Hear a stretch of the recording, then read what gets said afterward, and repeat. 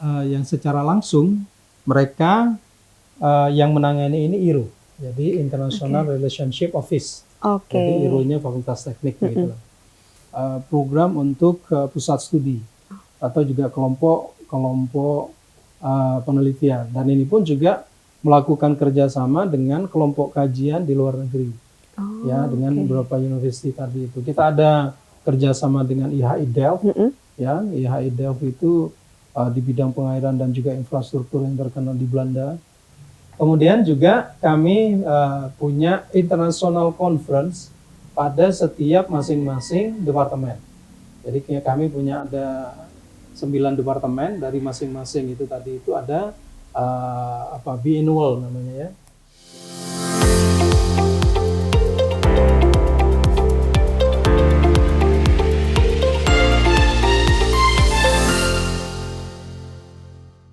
Halo teman UB, kembali lagi di Bonsai On Podcast, obrolan santai yang menyimpan begitu banyak informasi bagi teman UB nih. Masih bersama saya, Mayang Ayunani, yang akan senantiasa menemani teman UB untuk menggali informasi unik yang ada di Universitas Brawijaya. Oke teman UB, masih di segmen yang sama pula, kita akan membahas berbagai fakultas yang ada di Universitas Brawijaya. Dan kali ini, kita akan membahas fakultas yang dikenal dengan teknologinya, namun tidak hanya teknologi, juga banyak berkecimpung dengan mesin-mesin dan juga alat-alat yang lainnya. Tak lain dan tak bukan, kita akan membahas tentang Fakultas Teknik Universitas Brawijaya. Dan spesial, saya langsung ditemani oleh Dekan Fakultas Teknik Universitas Brawijaya. Langsung saja kita sambut Profesor Hadi Suyono, STMT PhD, IPU ASEAN Engineering, Epic Engineering. Selamat datang Prof di podcast Bonsai. Iya, bagaimana Prof kabarnya hari ini? Baik. Baik, alhamdulillah ya. Nah, inilah teman UB sosok di balik dari perkembangan Fakultas Teknik, yaitu ada Prof Hadi yang nantinya kita juga akan ngobrol santai ya Prof, seputar tentang Fakultas Teknik di Universitas Brawijaya. Namun sebelum itu, supaya kita semakin dekat dengan Prof Hadi, boleh Prof monggo diperkenalkan kepada teman UB terkait latar belakangnya Prof selama menjabat di Dekan Fakultas Teknik itu berapa lama juga dan lain sebagainya Prof. Baik, terima kasih. Saya Hadi Suyono. Saya profesor di bidang teknik elektro, khususnya Power System Engineering dan AI. Ya, jadi implementasi dari sistem kelistrikan, baik secara nasional ataupun juga global pada konteks untuk smart grid misalkan, itu adalah bidang saya dan juga termasuk dalam AI. Kemudian yang berikutnya kami masuk di Universitas Brawijaya ini tahun 2008. Oh, 2008. 2008. Kemudian berikutnya setelah itu kami menjadi ketua kelompok dosen di paket namanya Teknik Energi Elektrik. Kemudian setelah itu baru menjadi sekretaris program magister dan doktor di Fakultas Teknik. Setelah itu baru jadi sekretaris jurusan dulu, sekarang departemen. Kemudian dilanjutkan menjadi ketua jurusan di Teknik Elektro. Kemudian selanjutnya yaitu tadi pada tahun 2021 itu menjadi dekan di Fakultas Teknik sebagai periode pertama. Kemudian mulai Juni tahun 2025 ini second round. Jadi periode kedua. Kira-kira itu. Oke, itulah Tuan UB sedikit latar belakang dari Prof Hadi. Jadi mulai dari tahun 2008 ya Prof, sampai sekarang bisa menjadi Dekan Fakultas Teknik. Wow, luar biasa sekali ya Tuan UB. Nah, kita di sini akan membahas mengenai kolaborasi internasional untuk dampak nasional nih Prof. Nah, jadi di Fakultas Teknik sendiri itu apa sih yang sekiranya Prof bawa terkait visi misi Fakultas Teknik itu Prof? Baik, sebenarnya sama dengan kita punya visi di universitas itu adalah menjadi pionir begitu ya, pada konteks teknologi, pengetahuan, dan juga menjadi mempunyai reputasi internasional. Jadi ini pun juga menjadi highlight kita di Fakultas Teknik. Kita berharap bahwa di Fakultas Teknik ini menjadi pionir juga dengan menjadi inovator di bidang keteknikan tentu, di bidang teknologi dan engineering. Kemudian berikutnya lagi adalah tentu kita ingin memberikan reputasi yang terbaik untuk institusi ini, dan berikutnya adalah mengharapkan lulusan kita itu punya outcome yang bagus, sehingga output yang kita telurkan atau juga yang kita hasilkan, yang kita produce itu bisa berdampak secara nasional dan juga berdampak secara internasional. Dan inilah yang kita harapkan dengan alumni-alumni kita. Jadi karena itulah maka alumni-alumni kita ini tidak saja katakanlah dia digunakan atau juga alumni kita itu berkiprah di level nasional, tapi juga banyak alumni-alumni kita itu berkiprah di dunia internasional. Di dunia kerja tentunya. Berarti memang di zaman sekarang tentunya pasti seluruh fakultas ini juga menggaungkan dan juga mengembangkan terkait internasionalisasi ya Prof. Seperti juga dari Fakultas Teknik pun juga mengembangkan terkait internasionalisasi. Lalu berbicara tentang internasionalisasi nih Prof, apa sih akhirnya yang melatar belakangi atau urgensi dari Fakultas Teknik tersebut untuk dapat mengembangkan program internasionalisasi ini? Ya, jadi kita tentu akan melihat pada kebutuhan global sekarang. Jadi di dunia kebutuhan akan outcome dan kebutuhan dari kompetensi dari lulusan kita itu sangat diperlukan. Jadi kemampuan secara internasional, kemampuan tentu untuk basic kemampuan di bidang keteknikan itu adalah menjadi kewajiban gitu ya.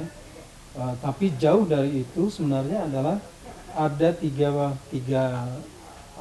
komponen untuk lulusan kita ini kesiapannya dalam bidang di industri berikutnya, di dunia kerja tentunya. Nomor satu itu adalah knowledge yang cukup.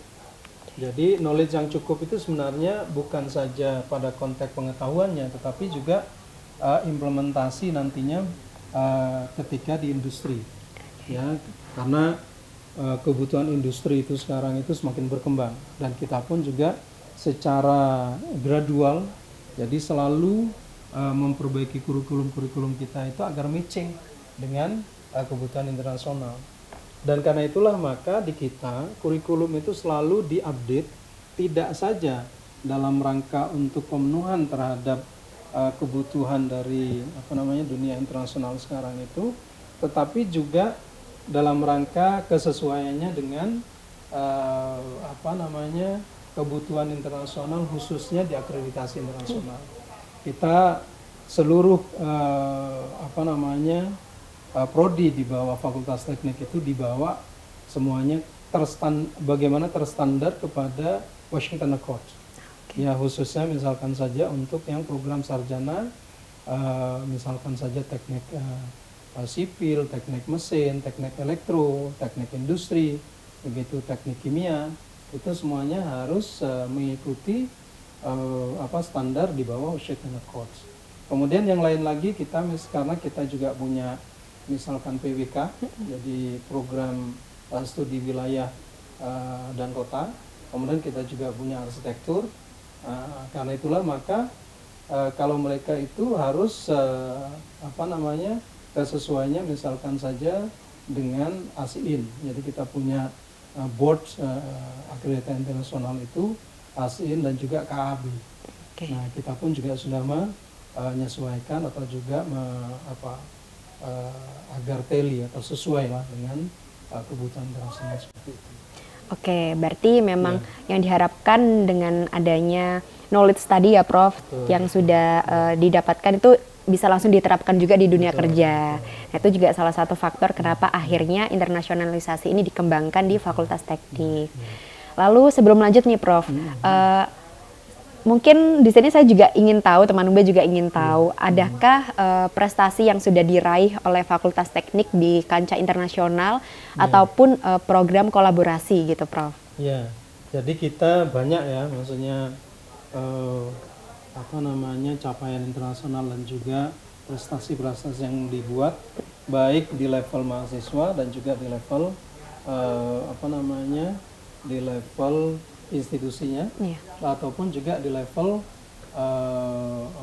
di level dosennya juga ya, Prof. Jadi contohnya kita ada saintis berpengaruh di dunia yang tidak lebih dari 2%, dan kita di Fakultas Teknik juga ada beberapa sudah masuk di dalamnya.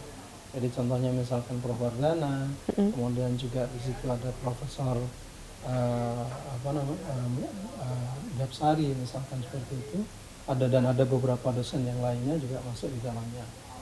Kemudian, nah itu tentu menunjukkan reputasi internasionalnya. Jadi contohnya misalkan saja produk dari risetnya itu sudah diakui secara internasional dengan citasi yang banyak. Ya, kalau kita melihatnya adalah dengan H-index yang sangat bagus dan tinggi, ya. Itu satu. Kemudian yang kedua, kita prestasi mahasiswa itu banyak. Jadi contohnya misalkan di teknik mesin itu, anak-anak kami itu sudah langganan EcoCell Marathon, dan itu levelnya internasional. Apa itu, Prof? Itu lomba hemat energi untuk mobil, mobil hemat energi, dan itu pun juga langganan terus itu. Ya, di level nasional kita punya KMAE, ya, kemudian yang di level internasional itu tadi Cell Eco Marathon. Nah, itu sudah beberapa kali, sudah sering lah, dan kami anak-anak kami itu di Qatar itu 2 kali, dan tahun ini juga demikian, di tahun 2026 juga sama, akan di kegiatannya di Qatar itu. Kemudian yang berikutnya lagi itu adalah berdasarkan institusi. Jadi institusinya itu kami sekarang punya 22 program studi, baik melalui program doktor, program magister, dan juga program profesi, ya. Untuk profesi kami punya 2, profesi arsitek dan juga profesi keinsinyuran. Kemudian kami juga ada S1. Nah, kami S1 atau juga program sarjana itu semuanya harus terakreditasi internasional. Ya, tadi di bawah Washington Accords, ataukah di bawah melalui ASEAN misalkan, atau juga melalui di KKAB namanya itu. Nah, secara institusi kita sudah dikenal seperti itu dan sudah tersertified, sudah terakreditasi, sehingga reputasi di kita itu sudah cukup memadai untuk masuk pada level internasional. Dan kami pun sekarang di THE misalkan kita sudah masuk di 1000 plus.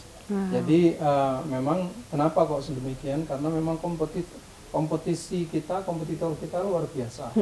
Sehingga di Indonesia itu sebenarnya hanya beberapa saja yang masuk di level internasional seperti itu. Wow, luar biasa sekali. Ya, sampai Qatar ya, Prof. Nanti pun di 2026 juga akan ke sana ya, Prof. Nah, tadi juga sempat disinggung nih, Prof, terkait pembuatan mobil dan lain sebagainya itu kan, Prof.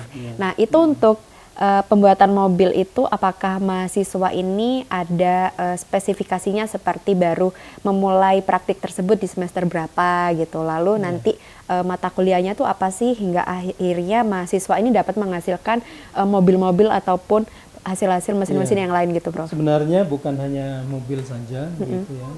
Jadi anak-anak kami itu punya flagship sendiri-sendiri untuk pada masing-masing departemen. Jadi untuk teknik elektro dan juga teknik mesin tadi, itu konsentrasinya adalah ke electric vehicle tadi, mobil listrik tadi itu. Kemudian ada juga yang lomba-lomba robot misalkan, itu di elektro. Juga ada program-program yang lainnya lagi, yang misalkan saja di teknik sipil dan teknik pengairan, itu ada kontes jembatan, ada kontes bangunan, ada bangunan air juga demikian, yang teknik pengairan, dan program-program yang lain sebenarnya. Nah, anak-anak kita ini mereka itu punya workshop. Jadi nyebutnya workshop atau bengkel ya. Dan itu banyak anggotanya banyak. Jadi ya di kami itu misalkan saja ada bengkel elektronik, ada bengkel produksi begitu, kemudian ada bengkel telekomunikasi misalnya, dan juga di tempat di masing-masing prodi itu punya kekhasan sendiri-sendiri. Nah, mereka itu ada program rekrutmennya. Oh, ada. Jadi pada setiap misalkan setelah semester 2 mereka itu juga ada open recruitment. Jadi mereka bisa masuk ke ke workshop tadi. Termasuk juga ya mobil listrik tadi. Jadi mobil listrik itu tidak hanya di level program studi, tetapi juga mereka itu juga ada di level fakultas. Jadi maksudnya karena multi program studi atau multi departemen. Nah, anak-anak itu tadi itu mereka itu sudah membersnya banyak. Jadi tidak hanya misalkan 10-20 ya. Jadi sampai misalkan saja tadi itu sampai 100 orang, 120 orang gitu. Karena manajemennya banyak. Berarti ada divisi-divisinya. Ada divisinya. Gitu. Jadi tidak saja misalkan saja technical, tapi mereka itu ada yang bidang risetnya misalkan. Kemudian ada bidang manajemennya, kemudian ada fundraisingnya. Nah, karena kebutuhan dananya kan luar biasa ya. Iya. Jadi untuk risetnya saja anak-anak itu tadi untuk membuat satu prototipe saja itu tidak kurang dari 150-200 juta. Itu. Iya, betul. Nah, karena itulah maka, ini peran alumni sangat luar biasa di kami. Kami banyak alumni itu ada di institusi ataupun juga industri yang sangat mapan, sangat bagus, misalkan saja di Pertamina, di PLN, kemudian ada di kontraktor, kemudian juga ada di berbagai macam industri begitu. Mereka bau-membau juga dalam rangka untuk adik-adiknya ini. Nah, sehingga dana berapapun yang relatif besar ya, dana yang relatif besar itu tadi masih mampu bisa diselesaikan oleh anak-anak kita itu. Berarti memang dalam open recruitment itu tidak hanya menjurus pada satu jurusan saja, Prof. Tidak. Berarti seluruhnya tuh bisa ya? Itu bisa, apakah memang kalau misal nih, Prof, biasanya kan ada kolaborasi nih, Prof, antara fakultas teknik industri dengan fakultas lain karena untuk menciptakan sebuah produk gitu. Berarti itu bisa juga ya? Bisa, selain teknik bisa masuk ya, Prof? Bisa. Jadi bahkan Mbak Mayang juga bisa mendaftar. Oh, saya bisa. Bisa. Jadi kemarin itu yang saya dapatkan info dari anak-anak itu juga mereka ini ada dari FEB, kemudian ada juga saya nggak tahu lah vokasi, mungkin nanti suatu saat silahkan masuk join di kita juga itu. Kemudian ada yang sosial begitu itu. Kan ada hubungan internasionalnya juga, gitu. Sehingga kawan-kawan di FISIP itu boleh join juga gitu. Di HI. Gitu. Jadi ya apalagi misalkan saja mereka ini lomba-lombanya itu bukan hanya level regional nasional, tapi atau juga di Asia Tenggara misalnya gitu, tapi di dunia. Iya, betul. Ya, contoh misalkan untuk yang elektro itu ada Abu Robocon namanya. Jadi nanti seluruh universitas di dunia itu ada kontes robot itu pindah-pindah memang ya. Jadi nah inilah fungsi dari anak-anak itu tadi, itu merekrut banyak mahasiswa. Dan bagi kami itu fleksibel. Bagi kita juara atau tidak juara itu juara itu adalah side impact gitu. Tetapi kebersamaan, kemudian lagi solidaritas, kemudian yang berikutnya lagi mereka itu melakukan kegiatan secara bersama. Nah, kemudian lagi menghasilkan berbagai produk tadi itu secara bersama, itu adalah poin pentingnya. Jadi ya inilah yang kami encourage kepada anak-anak kami di Fakultas Teknik. Nah itulah teman UB, jadi ternyata di Fakultas Teknik itu tidak hanya Fakultas Teknik saja yang bisa bergabung dalam beberapa tim-tim tersebut ya, Prof. Jadi dari beberapa fakultas lainnya seperti FISIP jika ingin ke divisi PR ya biasanya di Humas, lalu Fakultas Administrasi atau VIA nanti di bagian administrasinya tuh bisa gitu. Jadi buat teman-teman UB nih yang tertarik untuk mengikuti proyek-proyek di Fakultas Teknik, berarti boleh banget ya, Prof. Ya, silakan. Nah luar biasa sekali informasi yang menarik ini yang sepertinya juga perlu teman-teman UB ikutin juga, karena inilah bentuk dari kolaborasi internasional ya, Prof, yang akhirnya nantinya dapat menciptakan sebuah dampak yang luar biasa khususnya untuk Universitas Brawijaya juga. Lalu pertanyaan yang kedua nih, Prof, kita kembali ke topik yang tadi terkait internasionalisasi. kan pasti akan ada sumber daya manusia yang mengelola prestasi-prestasi tersebut. Lalu di Fakultas Teknik apa saja sih Prof program-program ataupun program unggulan yang akhirnya mendukung kualitas sumber daya manusianya gitu? Jadi kita buatkan beberapa level. Jadi misalkan saja untuk topik akademik gitu ya. Nah di bidang akademik itu kita ada namanya Global Classroom. Jadi Global Classroom ini kami manage. Jadi nantinya kami ada kerjasama dengan beberapa universitas di luar negeri. Jadi contohnya misalkan Warwick University dari England. Kemudian kami juga ada misalkan di Malaysia University of Malaya, misalkan ada juga University Malaysia Pahang, UTHM dan seterusnya itu. Termasuk juga kalau di Thailand kami ada dengan Chulalongkorn yang the bestnya di Thailand itu. Kemudian kita National University of Singapore juga. Jadi kelas internasional atau global classroom kita buat mewadahi untuk semua mahasiswa di kami itu bisa join. Jadi dan itu pun juga mahasiswa dari university yang tadi sudah disebutkan tadi itu juga bisa join juga ya di sana. Nah itu yang pertama, sehingga memastikan bahwa semua dari pengajaran itu sudah dilakukan dengan standar internasional tentunya. Kemudian yang kedua, kurikulum tadi. Jadi kurikulumnya itu tadi itu sudah tidak mungkin kami bisa bekerja sama dengan beberapa university secara global kecuali kurikulumnya itu sudah standarnya yang sama. Nah, kurikulum itulah yang harus menyesuaikan diri dengan Washington Accord tadi, dan itu sudah kita lakukan. Kemudian yang berikutnya lagi bidang research. Di bidang riset itu kami punya namanya program reciprocal competitive international. Jadi maksudnya kami punya dana spesifik dana begitu, kemudian kami kirimkan ke universitas yang bersangkutan yang di luar negeri itu, dan mereka pun juga demikian menyediakan dana, dan itu dilakukan dikirimkan ke kami begitu, sehingga apa? Ini kita melakukan riset bersama secara tentu outputnya itu yang kita inginkan. Jadi outputnya itu adalah yang tadi sudah disampaikan harus berdampak secara nasional dan internasional, dan ini pun juga dihasilkan tentunya melalui program yang tadi. Kita punya program yang lain lagi namanya program untuk pusat studi atau juga kelompok penelitian, dan ini pun juga melakukan kerjasama dengan kelompok kajian di luar negeri dengan beberapa university tadi itu. Kita ada kerjasama dengan IHI Delft, IHI Delft itu di bidang pengairan dan juga infrastruktur yang terkenal di Belanda, kemudian juga dengan beberapa uni di di Cal Poly US, kemudian di Swiss, di universitas paling terkenal juga itu yang ETHA itu pun juga sama melakukan kerjasama pada konteks riset bersama. Kemudian yang lainnya lagi tadi di bidang kemahasiswaan. Jadi kemahasiswaan itu kami punya program namanya inbound dan outbound students, student mobility, tetapi spesifik.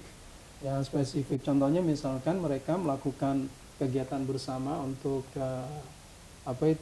PKM community services. Kita ada berantasai.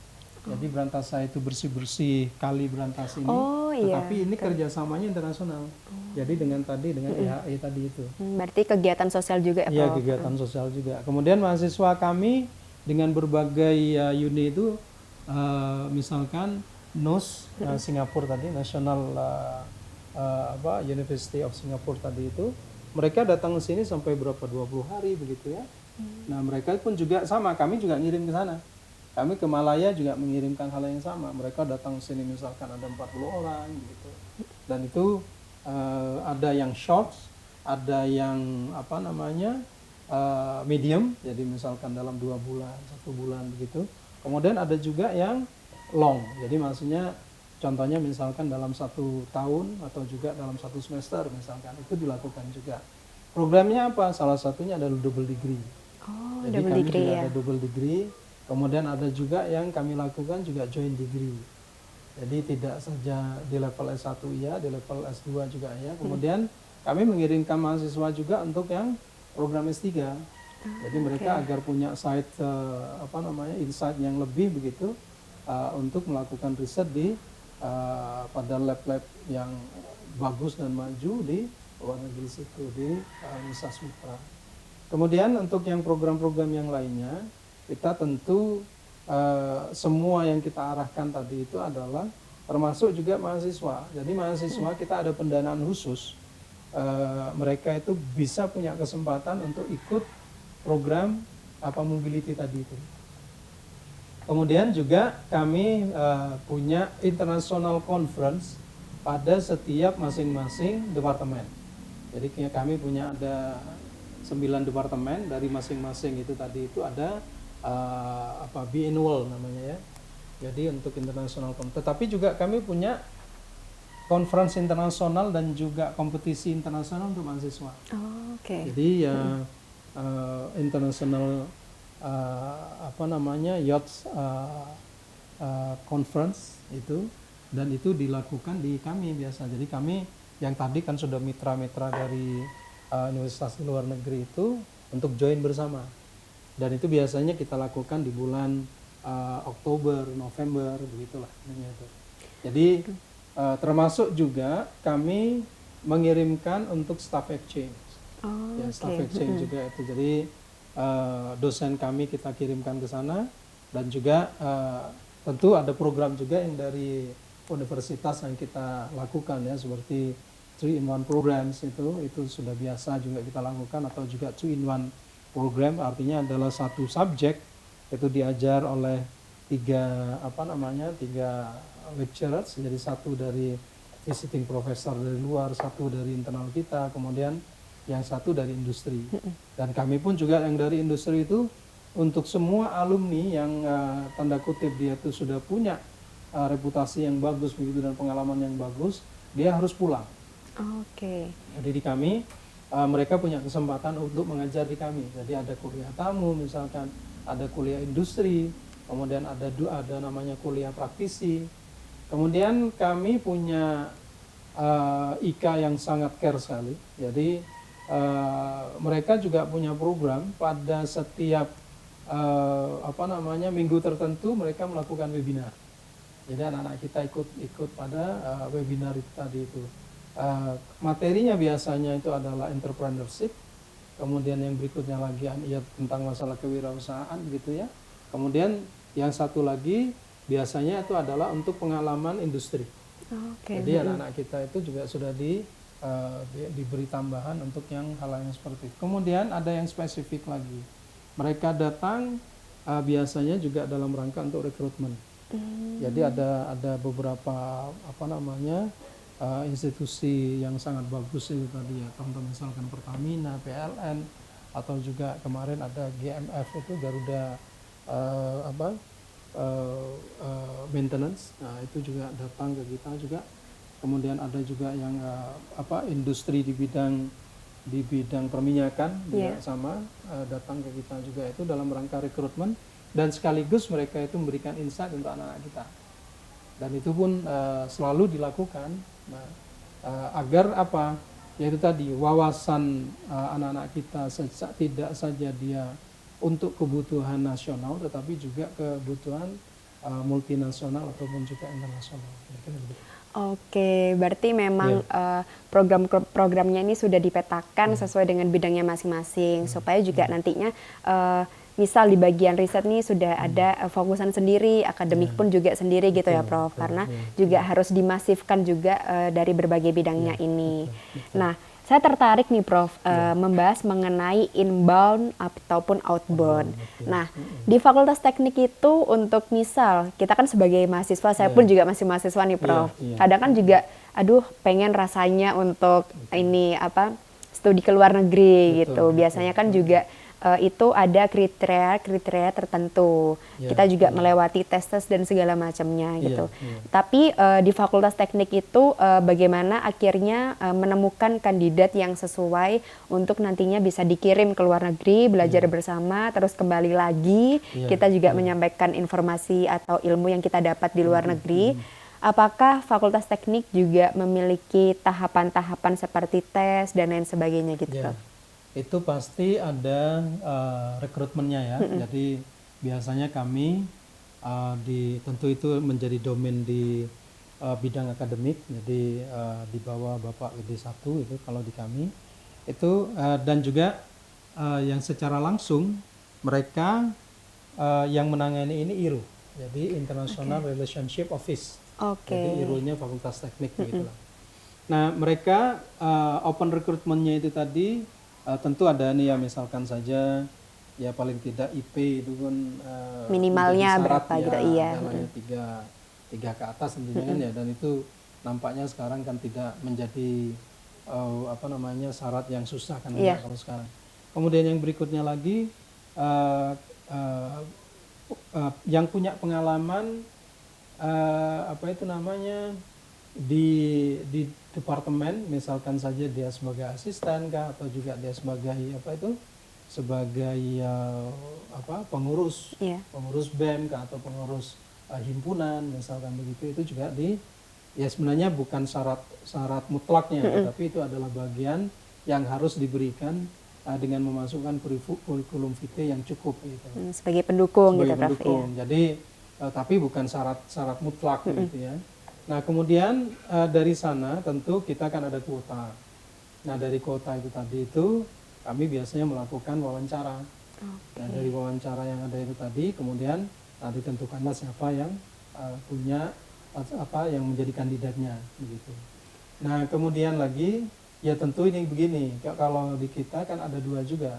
Ada yang kita support secara penuh, nah, untuk pendanaannya, tetapi juga ada yang mereka misalkan half-half, jadi 50% misalkan, itu juga dilakukan, dan itu tidak semuanya punya kemampuan untuk itu kan ya, jadi statement kemampuan finansial itu juga bisa menjadi syarat gitu. Jadi anak-anak kita paling tidak itu pada setiap term itu ada 40 orang yang kita kirim misalkan, atau juga mereka punya kesempatan untuk menjadi volunteer sebagai pendamping. Oh, ada juga pendampingnya, Prof. Jadi misalkan saja kami kedatangan tamu misalkan saja dari NUS, kemudian atau dari Malaya misalkan, atau dari bahkan juga dari sekarang Curtin University. Jadi ada mahasiswa dari dari Australia, dan sekarang ini selama sebulan sudah di sini.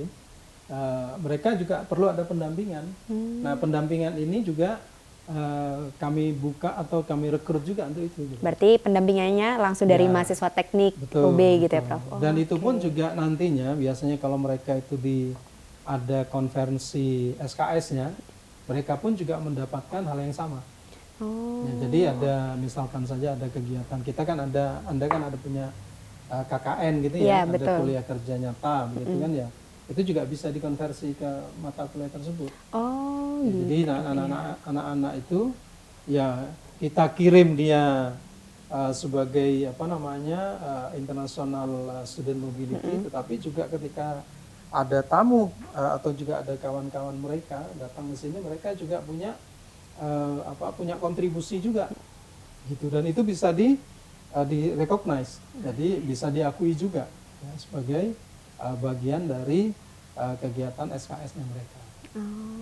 Gitu. Karena itu juga sebagai istilahnya pengganti pembelajaran di kelas juga ya, Prof. Karena juga mereka sudah memberikan kontribusinya secara tidak langsung gitu.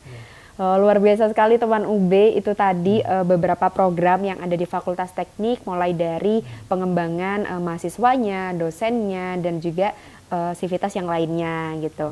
Lalu pasti dari program yang ada nih, Prof, untuk khususnya untuk mengarah kepada internasionalisasi ini, pasti di setiap fakultas itu akan ada kendala nih, Prof. Gitu ya. Betul, Apa sih, Prof, kendala yang sedang dihadapi saat ini?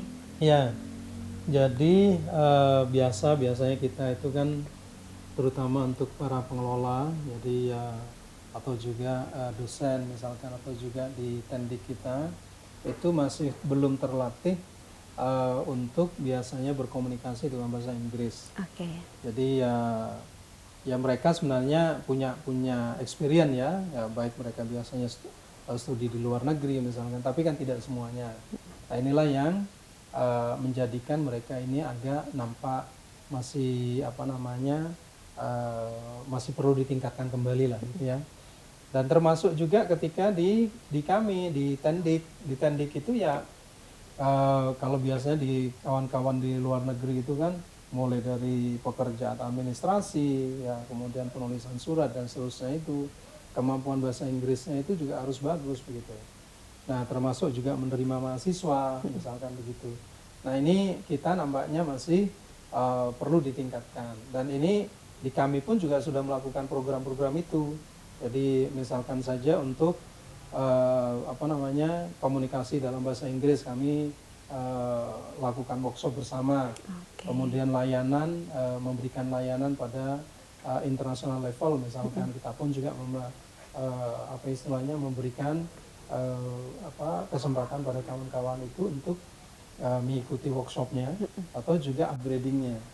Kemudian kami pun juga dalam rangka untuk yang seperti ini agar equilibriumnya juga bagus itu makanya kami berharap semua dari program-program SDM pengembangan SDM itu tadi itu kalau bisa di luar dilakukannya misalkan saja contoh misalkan mereka kalau bisa untuk yang dosen-dosen muda harus kuliahnya di luar negeri ya terutama yang QS 100 misalkan itu dilakukan juga oleh kita gitu. Kemudian yang lainnya lagi kalau mahasiswa nampaknya bagus sudah. Jadi sekarang kan environment-nya kan sudah mulai tertata gitu dan anak-anak punya pengalaman bagus makanya ketika mereka student mobility internasional itu tadi ataupun juga mereka sebagai pendamping itu sangat membantu sudah.